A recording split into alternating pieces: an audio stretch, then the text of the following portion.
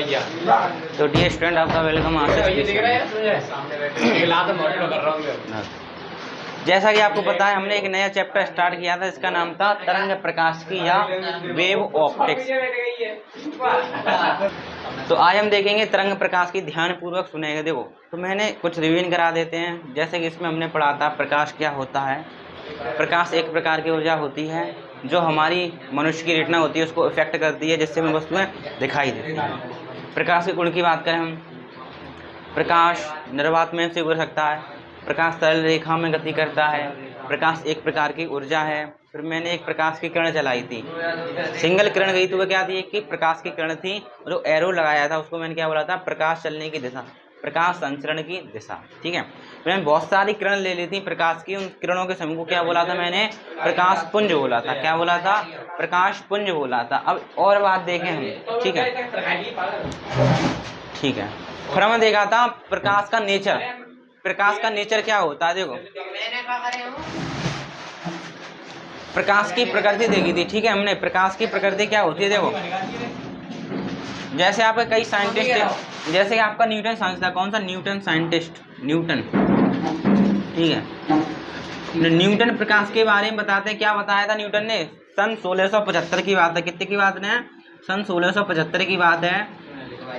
Newton सन 1675 की बात Newton जी कहते हैं, न्यूटन ने एक सिद्धांत दिया। ठीक है, न्यूटन ने एक सिद्धांत दिया। उन्होंने क्या कहा, उन्होंने ये कहा था किसी भी प्रकाश स्रोत से उत्सर्जित प्रकाश पुंज में असंख्य सूक्ष्म कण होते हैं। क्या होते हैं, प्रकाश के असंख्य सूक्ष्म कण होते हैं, जिन्हें हम क्या बोलते हैं, कणिकाएं बोलते हैं। क्या बोलते हैं, कणिकाएं बोलते हैं। यह कणिकाएं प्रकाश के वेग से क्या होती हैं, संचरित होती हैं। ठीक है, प्रकाश के वेग से चलती हैं, असंख्य, बहुत सारे प्रकाश के वेग से क्या करती हैं, चलती हैं। जो न्यूटन ने सिद्धांत दिया था, इस सिद्धांत से जो प्रकाश की प्रकृति कैसी निर्धारित की गई है, कणीय प्रकृति बताई गई है। न्यूटन के अनुसार प्रकाश की प्रकृति क्या है, कणीय है। मतलब इसके अनुसार जो प्रकाश है छोटे छोटे कणों से मिलकर बना है। ठीक है, न्यूटन के अनुसार। ठीक है, तो न्यूटन के इस सिद्धांत के अनुसार हमने कुछ बातें इनकी हमने क्या की, व्याख्या की। जैसे कि अपवर्तन, अपवर्तन, और हो गया आपका क्या, परावर्तन। ठीक है, अपवर्तन परावर्तन प्रक्रिया जैसी घटनाओं का सत्यापन किससे हुआ, न्यूटन के कणिकावाद के सिद्धांत के अनुसार। कणिकावाद के सिद्धांत, ठीक है। तो न्यूटन ने कणिकावाद का सिद्धांत दिया था। उस सिद्धांत से हमें कितनी बात पता चली, प्रकाश के अपवर्तन के बारे में पता चला, और परावर्तन के बारे में, और प्रकीर्णन के बारे में। ठीक है, किससे, न्यूटन के कणिकावाद के सिद्धांत के अनुसार। लेकिन इतनी बात की व्याख्या तो न्यूटन के द्वारा हो गई, लेकिन और भी घटनाएं हैं जो आपने पढ़ी नहीं है, उनकी भी व्याख्या होनी जरूरी है। जैसे कि आपकी है व्यतिकरण, व्यतिकरण, व्यतिकरण हो गया आपका, ध्रुवण हो गया आपका, विवर्तन हो गया।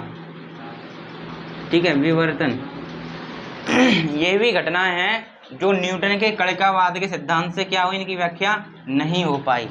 न्यूटन के सिद्धांत से किसकी सी व्याख्या हुई, अपवर्तन की, परावर्तन की। ये बातें तो रहेगी, इनकी तो व्याख्या नहीं हो पाई है। आप आगे पढ़ोगे व्यतिकरण क्या होता है, ध्रुवण और विवर्तन। ठीक है, इनकी व्याख्या तो नहीं हो पाई। तो एक और साइंटिस्ट निकल गया है 1678 में। ठीक है, जिनका नाम था हाइगेन। क्या था, हाइगेन। इनके अनुसार प्रकाश क्या है, प्रकाश क्या होता है, इन्होंने कणीय प्रकृति है। प्रकाश की कैसी प्रकृति है, प्रकाश की कणीय प्रकृति है। ठीक है, न्यूटन के अनुसार। और हाइगेन आए, हाइगेन बताते हैं नहीं, प्रकाश की कैसी प्रकृति है, तरंगीय प्रकृति है। कौन सी प्रकृति है, तरंगीय प्रकृति है, तरंगीय प्रकृति है। ठीक है, तो जब हाइगेन ने यह सिद्धांत प्रस्तुत किया तरंगीय प्रकृति वाला, तो इनके सिद्धांत से व्यतिकरण की व्याख्या संभव हुई, विवर्तन की भी और ध्रुवण की भी। ये तीनों बातों की व्याख्या तो संभव हुई, संग में इनकी भी व्याख्या संभव हुई।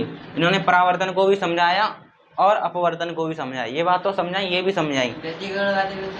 पढ़ोगे आगे, इसी चैप्टर में है व्यतिकरण, ध्रुवण और विवर्तन, पढ़ोगे इसी चैप्टर में। ठीक है, तो हाइगेन ने सिद्धांत दिया था कौन सा, तरंगीय प्रकृति वाला सिद्धांत दिया था। उन्होंने बताया जो प्रकाश की प्रकृति कैसी है, तरंगीय है। तो इस सिद्धांत से इन्होंने इन सभी बातों की क्या कर दी, व्याख्या कर दी। न्यूटन के सिद्धांत से खाली इन दोनों बातों की व्याख्या हो रही थी, इन दोनों बातों की व्याख्या नहीं हो रही थी, इसलिए थोड़ा फेल माना गया। लेकिन सन 1678 की बात है, लेकिन इनको इतनी ज़्यादा ख्याति प्राप्त नहीं हुई, इतने ज़्यादा फेमस ये नहीं हुए, ठीक है। ये भी सिद्धांत फेल हो गया है प्लांक के सामने। मैंने एक और सिद्धांत लगाया था प्लांक, ठीक है। उससे पहले एक साइंटिस्ट आए थे आपके मैक्सवेल। इन्होंने क्या कहा, इन्होंने प्रकाश की प्रकृति कैसी है, तरंगीय प्रकृति है।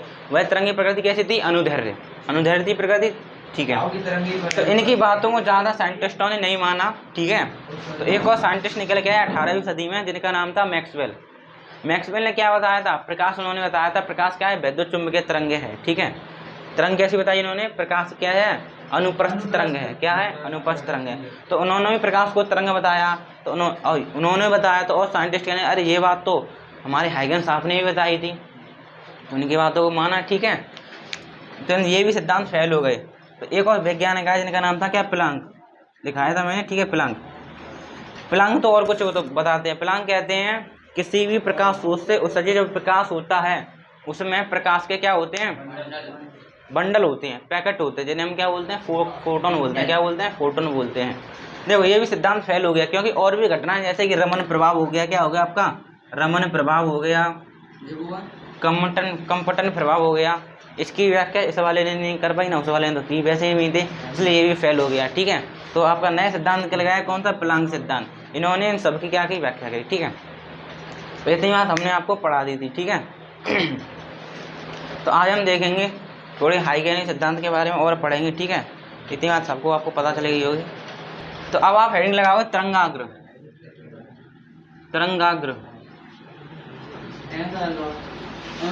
तरंगाग्र, इसको इंग्लिश में बोलते हैं वेव फ्रंट,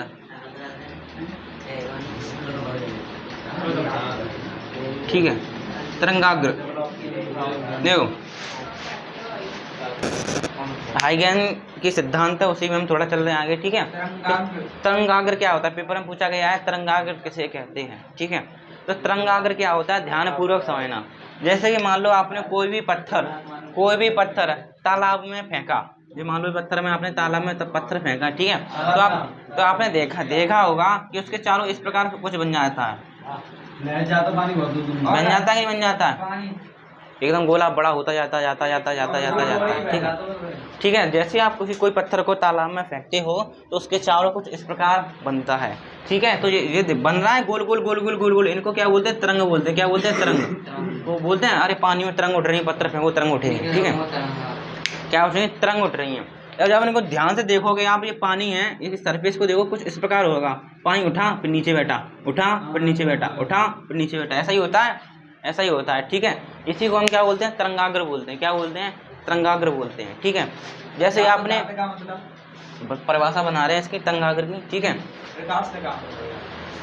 मतलब है, ठीक है। अभी देखना, अब मैं जैसे कि आपको बात करूँ, आपने अगर मैं आपसे पूछूं वृत्त की परिभाषा क्या होगी, वृत्त की, सर्कल की परिभाषा क्या होगी, तो आपको बताया गया होगा हाई स्कूल या 11th में, ठीक है। वृत्त क्या होता है, वृत्त का एक केंद्र होता है, वृत्त का क्या होता है, एक केंद्र होता है, ये केंद्र फिक्स होता है, इस केंद्र से कुछ दूरी पर, कितनी दूरी पर, एक कुछ दूरी पर, मान लो इसकी r रेडियस है, r दूरी से क्या खींचते हैं, ये खींच देते हैं, ठीक है। इसी को हम क्या बोलते हैं, सर्कल बोलते हैं। ये तो आप सबको पता है, लेकिन ठीक है एक बात बताएं, ये आपका एक निश्चित बिंदु है, ठीक है।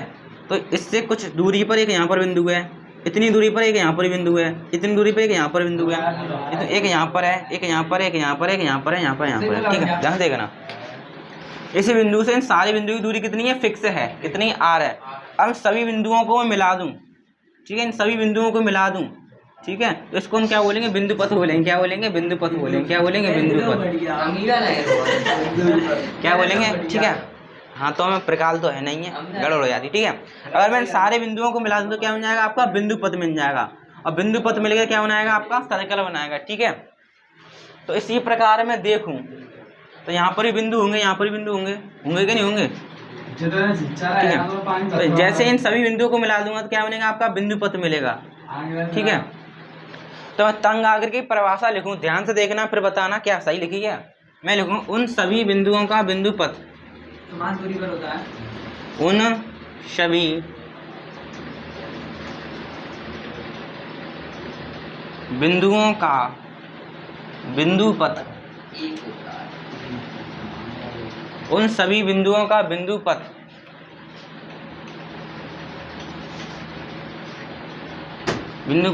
ठीक है, किसी स्रोत से समान दूरी पर हो। क्या हो?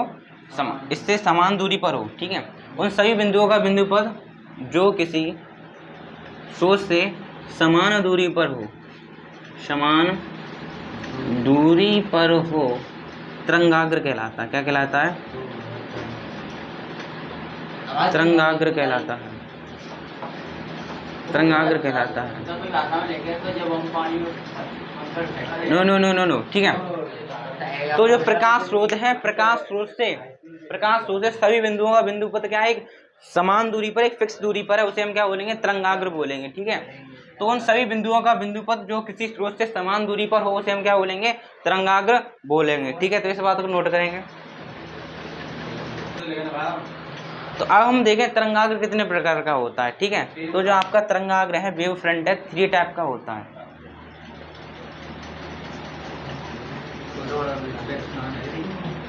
तरंगाग्र के प्रकार, तरंगाग्र के प्रकार ये 3 प्रकार का होता है। पहला है आपका गोलीय तरंगाग्र,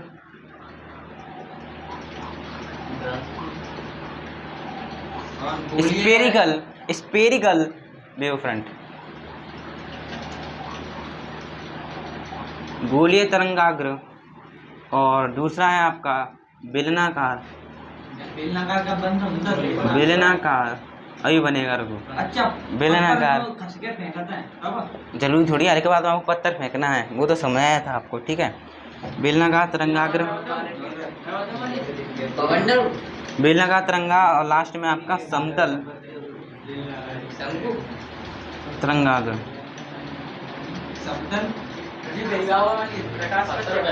ठीक है, तो जो आपके तरंगाग्र हैं 3 प्रकार के होते हैं, गोलीय तरंगाग्र, बेलनाकार तरंगाग्र और समतल तरंगाग्र। इंग्लिश में बोलेंगे spherical wave front, cylindrical wave front, plane wave front. ठीक है, नोट करेंगे। अब आप देखो गोलीय तरंगाग्र क्या होते हैं, पहले समझो इसका स्रोत क्या है, क्या स्रोत है जिससे गोलीय तरंगाग्र उत्पन्न हो रही हैं। ठीक है, तो सबसे पहले आपको पेपर में पूछ लेगा गोलीय तरंगाग्र का क्या स्रोत है जिससे ये उत्पन्न होती है। ठीक है, तो गोलीय तरंगाग्र का स्रोत होता है क्या? इसका स्रोत होता है बिंदु स्रोत। क्या होता है? बिंदु स्रोत। इसका स्रोत क्या है? बिंदु स्रोत। बिंदु स्रोत मतलब एक बल्ब ले लो, क्या ले लो? बल्ब। ठीक है, ये आपका क्या है? एक बल्ब है। ठीक है, ठीक है, ठीक है, जो मान लो ये आपका क्या है? बल्ब है। ठीक है, अब बल्ब है, अब ध्यान से देखना, बल्ब है। अब बल्ब आपने देखा होगा, उसके चारों इस प्रकार लाइट आती है। ठीक है, उसके बाद एक और लाइट देखी आपने बल्ब के चारों लाइट और ज्यादा। ठीक है, होती है। इसको बोलेंगे, इसमें क्या बनेगा? आपका सर्कल बनेगा।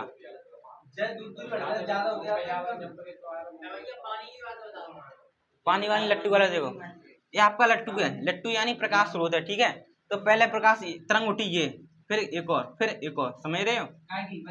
हाँ, ठीक है।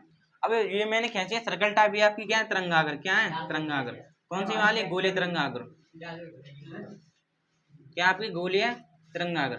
एक बात और लिख लें, चलो इसी में लिख लें, जो आपका प्रकाश होता है, प्रकाश की दिशा होती है, प्रकाश के चलने की दिशा होती है, वह तरंगाग्र क्या होती है? लंबवत होती है। ये आपका तरंगाग्र, ये क्या है? सर्कल सबरे तरंगाग्र हैं।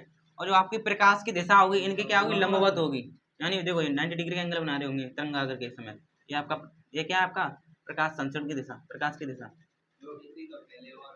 ठीक है, तो मैं क्या बोलूंगा, एक लाइन पहले ही लिख लेना। ठीक है, चलो यहीं पे लिख लो। प्रकाश की दिशा क्या होती है? प्रकाश की दिशा क्या होती है? जो प्रकाश के चलने की दिशा होती है, प्रकाश की दिशा तरंगाग्र क्या होती है? लंबवत होती है। प्रकाश की दिशा तरंगाग्र के क्या होती है? लंबवत होती है। लंबवत होती है। ठीक है, ये आपका क्या है, गोलीय तरंगाग्र है। ठीक है, ये आपकी क्या है, गोलीय तरंगाग्र है। और जो प्रकाश, ये क्या है, सब क्या है, प्रकाश की दिशा। देखो 90 डिग्री, 90 डिग्री। ठीक है, हाँ। तो जो आप देख रहे हो, जो प्रकाश की दिशा है, प्रकाश संचरण की दिशा है, तरंगाग्र क्या है, लंबवत। तो यही मैंने लिखा, प्रकाश की दिशा तरंगाग्र क्या होती है, लंबवत होती है। ठीक है, तो यह है आपका गोलीय तरंगाग्र। ठीक है, नोट करेंगे। अब दूसरी आप देखोगे जिसका नाम है बेलनाकार।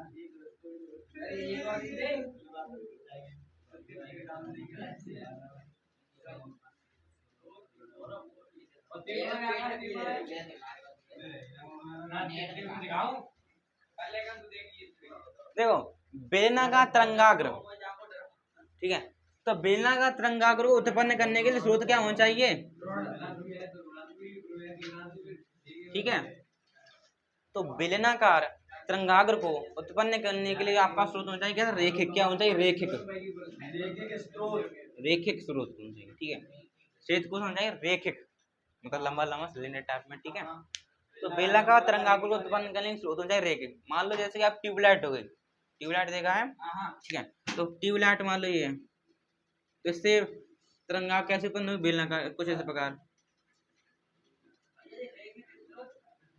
ठीक है, तरंगाग्र उत्पन्न, और प्रकाश की दिशा क्या होगी, इसकी लंबवत होगी, इस प्रकार, इस प्रकार, इस प्रकार, इस प्रकार। समझ रहे हो, इस प्रकार, समझ रहे हो, इस प्रकार, इस प्रकार। प्रकाश दिशा क्या होगी, इसकी लंबवत होगी। समझ रहे हो। अब देखो ना, ये पहली तरंगा, इसके ऊपर एक और उठेगी, इसके ऊपर एक और होगी, इस प्रकार। ठीक है, ट्यूबलाइट के ऊपर, बेलन के ऊपर बेलन। ठीक है, डबल बेलन। तो बेलनाकार स्रोत का, बेलनाकार तरंगाग्र उत्पन्न करने का स्रोत क्या है, रेखिक। ठीक है, तो ये आपका बेलनाकार तरंगाग्र है। नोट करेंगे। हाँ, अब आपकी लास्ट में है तीसरा, समतल तरंगाग्र।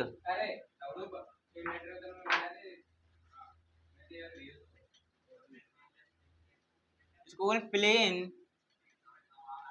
Wave front.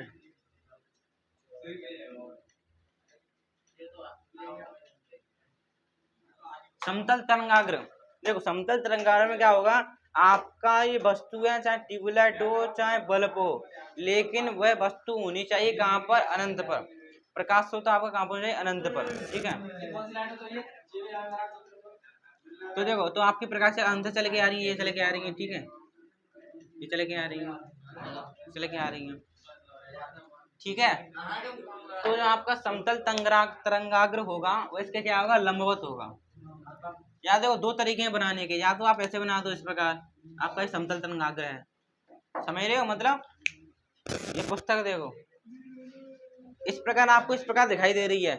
ठीक है, जब मैं इस प्रकार कर दूंगा आपको इतनी इतनी दिखाई दे रही है, इतनी दिखाई दे रही है, ये वायु दिखाई नहीं दे रही है। इसी प्रकार ये आपको सामने इतनी पतली पतली दिखाई दे रही है, जब मैं इसको मोड़ूंगा तो इस प्रकार दिखाई देगी। ठीक है, लेकिन आपको वो ये समझ में नहीं आ रहा, या तो ऐसे बना सकते हो। ठीक है, कैसे करके, ऐसे करके इस प्रकार बना सकते हो आप, इस प्रकार। ठीक है, ये आपका क्या है, समतल तरंगाग्र। स्रोत की बात करें, स्रोत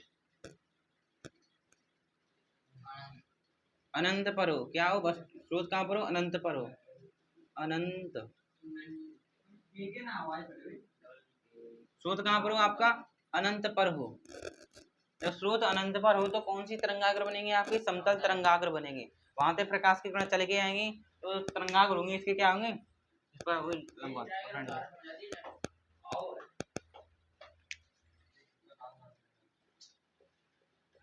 ठीक है, देखो एक बात को हम देखें, देखो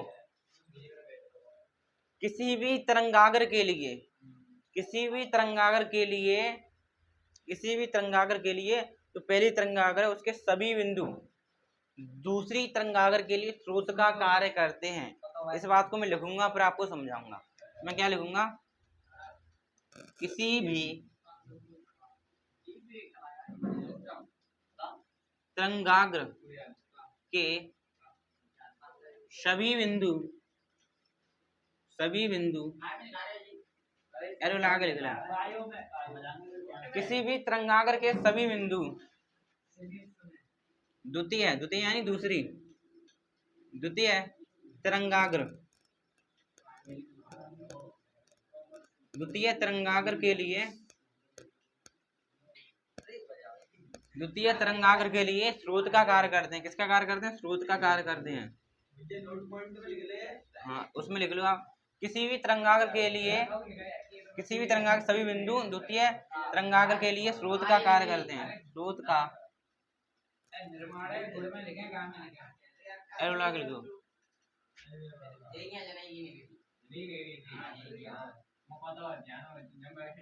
या स्रोत की भांति व्यवहार करते हैं।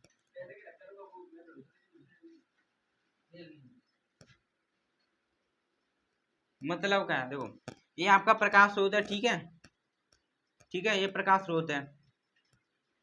यह प्रकाश स्रोत किसी भी तरंगाग्र के सभी बिंदु द्वितीय तरंगाग्र के लिए स्रोत की भांति कार्य करते हैं। मान लो ये आपका कोई प्रकाश स्रोत है, प्रकाश निकला तो एक तरंगाग्र उत्पन्न हुई, ये रही, ठीक है। तो उस पर ये बिंदु होंगे, क्या होंगे? इस पर एक बिंदु होंगे, ये मान लो एक ये बिंदु है ए, एक ये बिंदु है बी आपका, एक ये बिंदु है सी, ठीक है। कोई प्रकाश स्रोत है, इससे तरंगाग्र उत्पन्न हुई, ठीक है। उस पर मैं कोई भी आपका प्रकाश स्रोत है, इससे आपकी एक तरंगाग्र बनी, जिसमें मैंने बिंदु माने ए बी सी, ठीक है, ध्यान से देखना। अब मैं मान ले रहा हूँ जो प्रकाश की चाल कितनी मान ले रहा हूँ, प्रकाश की चाल कितनी मान लो, प्रकाश की चाल कितनी है? प्रकाश की चाल कितनी है? v। प्रकाश की चाल कितनी है? मैंने मान ली v वेग से प्रकाश चल रहा है, ठीक है। माना प्रकाश की चाल कितनी है? v। अब मैं पूछूं t समय बाद दूरी बताओ, t समय बाद दूरी, t समय बाद दूरी कितनी होगी? आपने सूत्र सुना है, सूत्र क्या होता है? चाल बराबर दूरी बट्टे समय, सुना है? दूरी बट्टे समय, यही तो होता है। अब मैं दूरी का सूत्र निकालूं, दूरी क्या निकल कर आए आपकी? चाल इंटू समय, ये तो निकल कर आएगी, ठीक है। तो मैंने मान लिया प्रकाश की चाल कितनी है? v। t समय बाद में दूरी पूछूं तो क्या होगी? चाल इंटू समय, चाल कितनी है आपकी? v, और समय कितना है आपका? t, ठीक है। कितना हो गया? t। तो समय की चाल कितनी, दूरी कितनी निकल कर आई? vt, ठीक है। प्रकाश चाल निकल कर आपकी तो v है, और जो प्रकाश की दूरी है वो कितनी है? vt। तो ये प्रकाश, ये आपकी क्या है? तरंगाग्र, क्या है? तरंगाग्र है। तरंगाग्र में तीन बिंदु माने, एक ये रहा, एक ये रहा, एक ये रहा, ठीक है, ध्यान से देखना। अब प्रकाश की दूरी कितनी है? vt। तो इससे vt दूरी पर, कितनी दूरी पर? vt दूरी पर एक और तरंगाग्र बनेगी, क्या बनेगी? एक और तरंगाग्र बनेगी, ठीक है, एक इस vt दूरी पर बनेगी। ये बात समझ में आ रही है कि नहीं आ रही है? ध्यान से सुना है, देखो दोबारा, अब ध्यान से देखना दोबारा। मान लो ये आपका कोई प्रकाश स्रोत है, ठीक है, प्रकाश स्रोत है, और यह आपकी एक तरंगाग्र है। इस पर तीन बिंदु हैं, एक ए, एक बी और एक सी, ठीक है। इस तरंगाग्र पर तीन बिंदु हैं, ए बी सी। मैंने मान ली प्रकाश चाल v, t समय बाद दूरी vt, ठीक है, ठीक है। ये प्रकाश के, तो इससे vt दूरी पर, कितनी दूरी पर? vt दूरी पर एक बिंदु होगा, vt दूरी पर एक और होगा। मतलब कहने का मतलब है, देखो प्रकाश चाल कितनी है? v है, और t समय बाद दूरी कितनी? vt। तो इससे vt दूरी पर, कितनी दूरी पर? vt दूरी पर, इससे भी vt दूरी पर, इससे भी vt दूरी पर, ठीक है। मैं तरंगाग्र का निर्माण कर रहा हूँ, तो इस बिंदु से vt दूरी पर आपको प्रकाश होगा, और मैं इसका सर्कल खींचूं, क्या खींचूं? सर्कल, इतनी रेडियस का vt सर्कल का सर्कल खींचूं, ये खींचा, ये खींचा, ये खींचा, ठीक है, ये खींचा, खींच दिया, ठीक है। अब इन दोनों सर्कल को मिला लूं तो ये आपकी क्या बन जाएगी? एक नई तरंगाग्र बन जाएगी, क्या बनेगी? तरंगाग्र। ये भी आपकी तरंगाग्र तो है क्या? मेरा कहने का मतलब ये आपकी पहली तरंगाग्र तो थी। मैंने क्या लिखा है, किसी भी तरंगाग्र के लिए, किसी भी तरंगाग्र के सभी बिंदु, ये तरंगाग्र है, इसके ये सभी बिंदु, ये रहा बिंदु, ये रहा बिंदु, ये रहा बिंदु, ये तीनों के तीनों बिंदु दूसरी तरंगाग्र के लिए, ये दूसरी तरंगाग्र, इसके लिए किसका कार्य करेंगे, स्रोत का कार्य करेंगे। इन्हीं बिंदुओं की वजह से आपकी ये वाली तरंगाग्र उत्पन्न होगी आगे वाले, ठीक है। अब इन वाले बिंदुओं से एक और तरंगाग्र उत्पन्न होगी, फिर इस पर बिंदु आएंगे, इस वाले से आगे वाली तरंगाग्र उत्पन्न होगी। कहने का मतलब यह है मेरा। हाँ, अब वैसे समझो, मान लो यहाँ पे मान लो कोई तरंगाग्र है समतल, ठीक है, इस पर तीन बिंदु, इस पर कितने बिंदु, तीन बिंदु, प्रकाश चाल v है, t समवाद दूरी कितनी, vt। अब देखो vt दूरी पर एक सर्कल खींचो, vt दूरी पर, कितनी दूरी पर, vt दूरी पर, क्योंकि प्रकाश चाल कितनी है, v समय t, दूरी कितनी होगी, vt। vt दूरी पर एक सर्कल खींचो इस प्रकार, इससे भी vt दूरी पर सर्कल खींचूं मैं, इससे भी vt दूरी पर सर्कल खींचूं, ठीक है।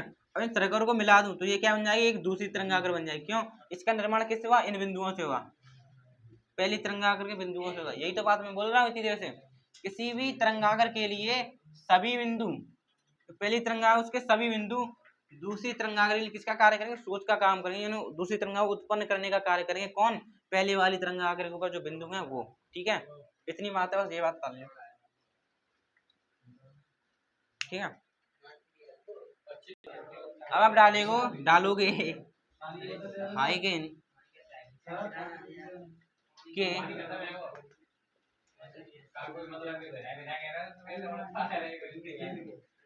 सिद्धांत, हाइगेन के सिद्धांत की कमी,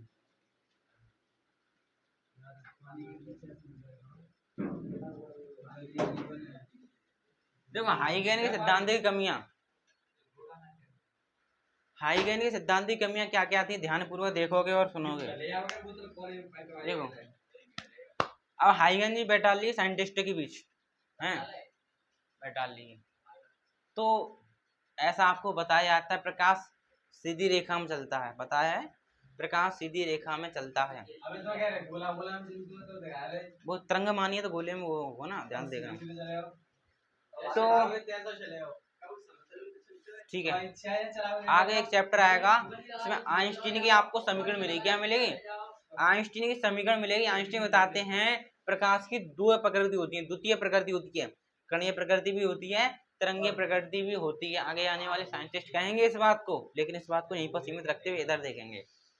तो हाइगेन सिद्धांत की कमियां, जैसा कि आपने पढ़ा है, प्रकाश सीधी रेखा में गमन करता है, प्रकाश सीधी रेखा में चलता है, चलता कि नहीं चलता है, लेकिन इनसे पूछा गया सीधी रेखा में क्यों चलता है, प्रकाश सीधी रेखा में क्यों चलता है, हैं, तो हाइगेन जी बता नहीं पाए, does not explain, does not explain. इनसे पूछा गया प्रकाश सीधी रेखा में क्यों चलता है, तो इस बात की ये व्याख्या नहीं कर पाए, जो पहली कमियां। तो आप क्या लिख दोगे, प्रकाश सीधी रेखा में,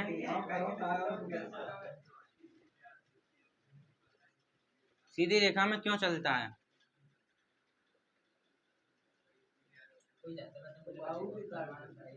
प्रकाश सीधी रेखा में क्यों चलता है, इस बात की वह व्याख्या नहीं कर पाए, इस बात की वह व्याख्या, प्रकाश सीधी रेखा में क्यों चलता है, इस बात की वह व्याख्या नहीं कर पाए, नहीं कर पाए, ठीक है।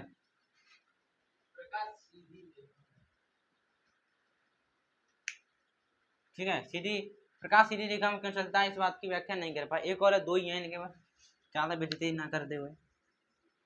देखो, तो ध्यान से देखना, एक बात यह है, जो तरंगाग्र बन रही थी, जो मान लो प्रकाश स्रोत है, ठीक है, इससे तरंगाग्र बनी, एक ये बनी, एक ये बनी, एक ये बनी, ठीक है, ये तरंगाग्र बनी। तो साइंटिस्ट ने इनसे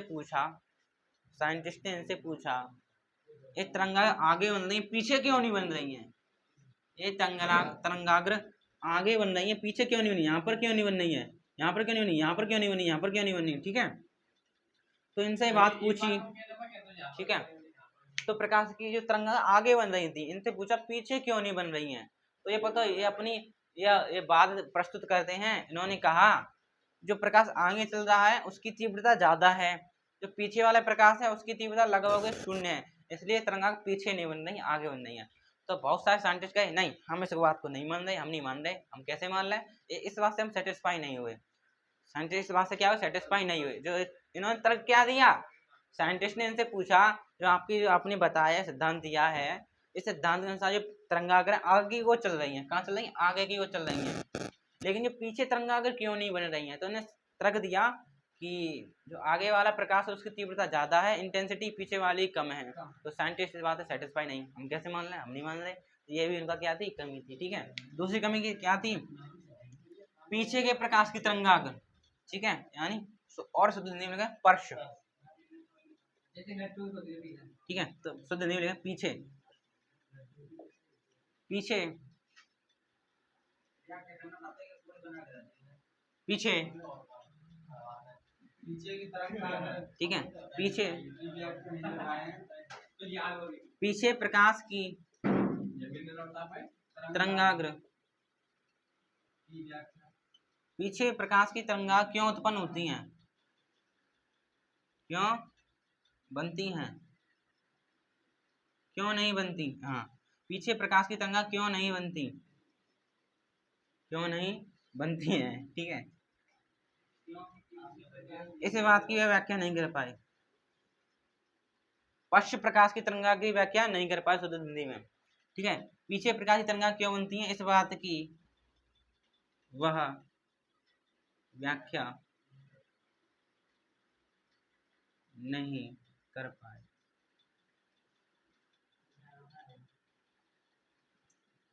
ठीक है, इस बात की व्याख्या नहीं कर पाए। एक तो ये पूछा प्रकाश सीधे रेखा में क्यों चलता है, नहीं बता पाए, डाई नॉट एक्सप्लेन।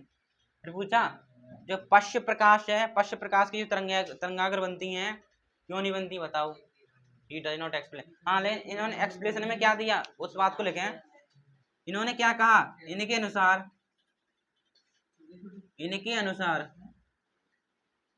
इन्होंने बात एक्सप्रेशन दी, लेकिन साइंटिस्ट से संतुष्ट नहीं हुए। इन्होंने क्या कहा, इनके अनुसार आगे वाले प्रकाश की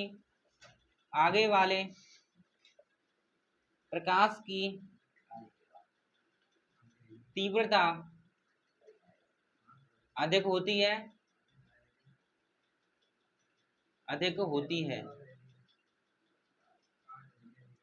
इनके अनुसार आगे वाले प्रकाश की तीव्रता अधिक होती है तथा इन्होंने इस बात की एक्सप्रेशन उत्तर दिया था, लेकिन साइंटिस्ट सेटिस्फाई नहीं हुए। ठीक है, हाँ, इनके अनुसार आगे, इन्होंने बताया आगे क्यों चल रही है, तो उन्होंने तर्क दिया आगे वाले प्रकाश की तीव्रता अधिक है, इन्होंने ये तर्क दिया। अब पीछे वाले की उन्होंने कहा इसकी तीव्रता कम है, लगभग शून्य के बराबर है। इनके अनुसार आगे वाले प्रकाश की तीव्रता अधिक होते हैं तथा पीछे वाले की